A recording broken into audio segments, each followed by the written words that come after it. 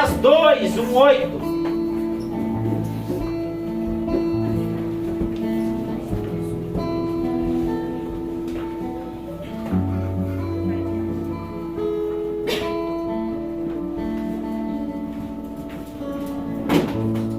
Neemias 2, do 1 a 8. Quero estar ministrando um ensino profundo hoje sobre as ofertas, pilares fundamentais que vão fazer você viver a providência do Senhor de forma ampla. Como assim, pastor, de forma ampla? Você já vai entender. Abre comigo Neemias 2. Vamos estar lendo calmamente do 1, versículo 1 ao 8. Todos encontraram? Amém. Diz assim a palavra do Senhor: no mês de Nissan, Abib, isto é, entre março e abril, do 20º ano do rei Artaxerxes, na hora de servir-lhe o vinho, levei ao rei. Nunca antes eu havia me apresentado com um semblante triste na presença dele. Por esse motivo me indagou: por que o teu rosto está entristecido, se não está enfermo? Isso só pode ser tristeza de alma. Então neste momento tive muito medo e justifiquei-me ao rei, que o rei viva para sempre. Como meu rosto não estaria triste, se a cidade em que está o sepulcro dos meus pais está completamente destruída e as suas portas consumidas pelo fogo?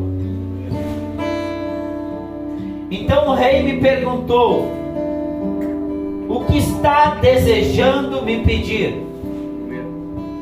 O que o rei me perguntou: o que está me desejando me pedir? Isso é uma chave.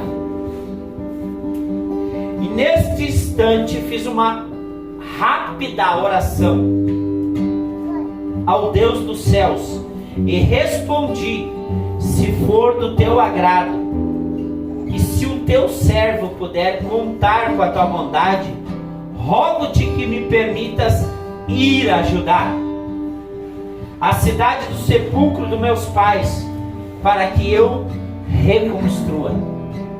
Olha só.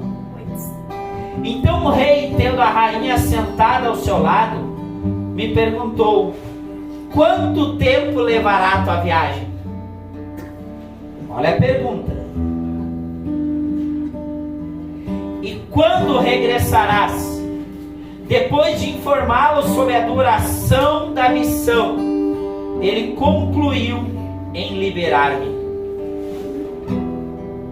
Diante da ausência do rei, eu lhe solicitei: se for do teu agrado, eu poderia levar cartas ao rei, aos governadores da Transilvânia e província do Eufrates Oeste, a fim de que me deixe passar e chegar até Judá. E também há uma carta para Asaf, guarda da floresta do rei, para que ele me forneça madeira para construir as vigas das portas da fortaleza que fica junto à casa e para os muros da cidade, assim como levantar a residência que irei ocupar. Ele faz uma pergunta diante do rei. Visto que a generosa mão de Deus estava me abençoando, neste sentido, o rei atendeu todos os meus pedidos. O rei atendeu todos os meus pedidos. Todos. Amados, Neemias, ele tinha um chamado, uma missão, a disposição e o recurso. Os 4 pontos: um chamado, o entendimento desse chamado que gera a missão, a disponibilidade de servir e estar dentro do chamado e da missão de Deus. E por causa disso, ele tinha um recurso. Entenda isso. Neemias recebeu o recurso porque ele tinha um amor, um temor e um testemunho. Que não basta simplesmente você ter chamado, não basta simplesmente você entender a missão, não basta simplesmente estar disponível, não basta simplesmente ter recurso, mas precisa ter testemunho. Testemunho destrava recursos, testemunho gera milagres sobrenaturais de Deus. Amor e temor a Deus gera milagres e providências sobrenaturais. Neemias, ele tinha uma amizade com um rei poderoso na terra. Ele tinha influência diante do Senhor. Mas olha o que Neemias faz. Diante de um homem poderoso, um homem de influência, ele diz: eu orei ao Deus dos céus. Eu orei. Dependência. Porque ele entendia que Deus era o seu provedor, que era através do Senhor que os milagres, as maravilhas iriam acontecer. Então, mais do que nós termos influência diante de pessoas, é termos dependência diante do Senhor. Mais do que termos gestão e habilidade de produzir recursos, é termos dependência do Senhor. Para destravar milagres que são impossíveis. Aquilo que é possível, Deus espera que nós fazemos. Mas aquilo que é impossível, isso nos gera uma dependência do Senhor. Neemias orou pelo recurso para cumprir a sua missão. Agora a pergunta que nós devemos fazer: por que não recebemos? Por que não recebemos? Por que alguns recursos não são destravados sobre a minha vida? Porque, abre comigo em Tiago 4, versículo 2 e 3.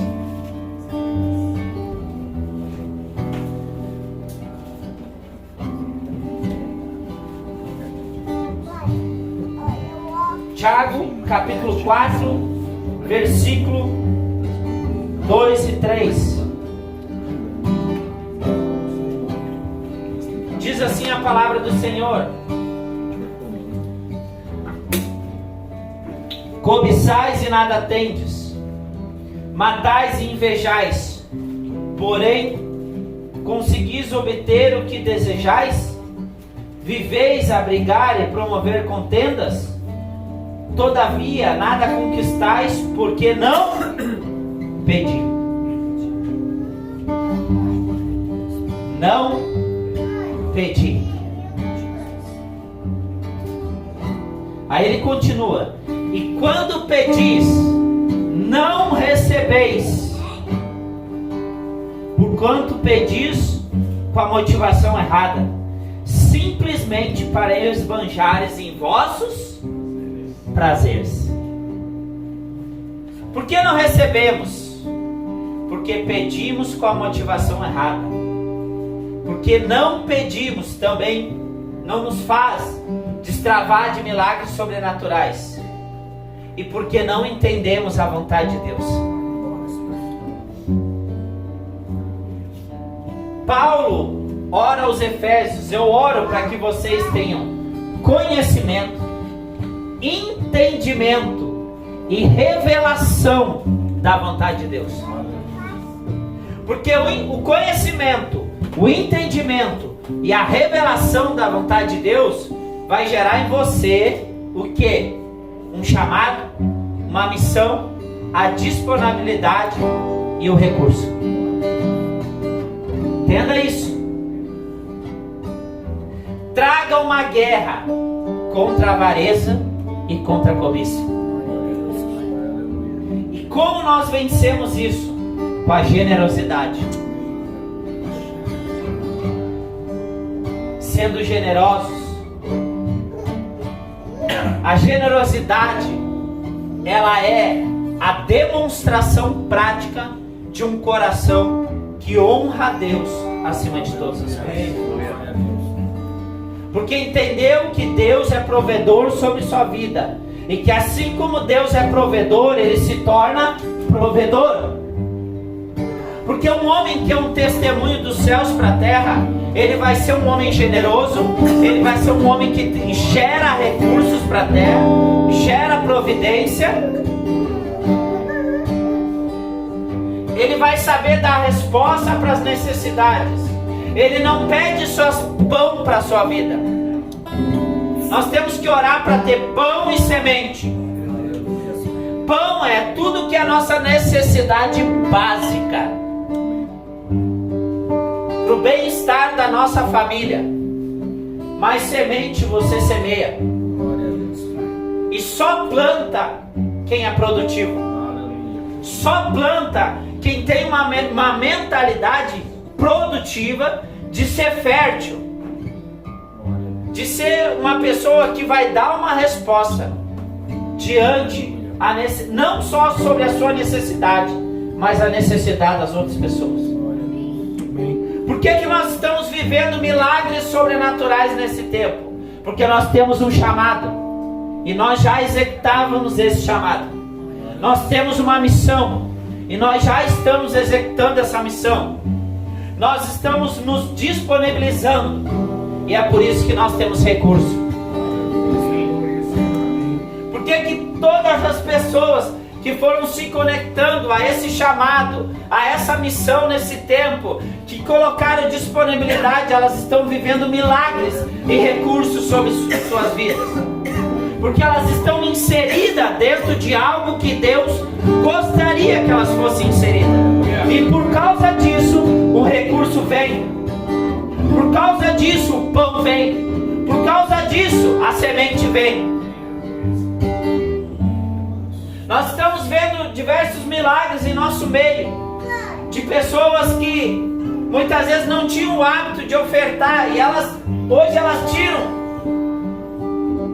Às vezes o seu boné, o seu tênis. Às vezes elas estão do lado do irmão, elas vêm e ofertam. Por quê? Porque esse ambiente é um ambiente que a igreja já vive. Isso é uma cultura nossa.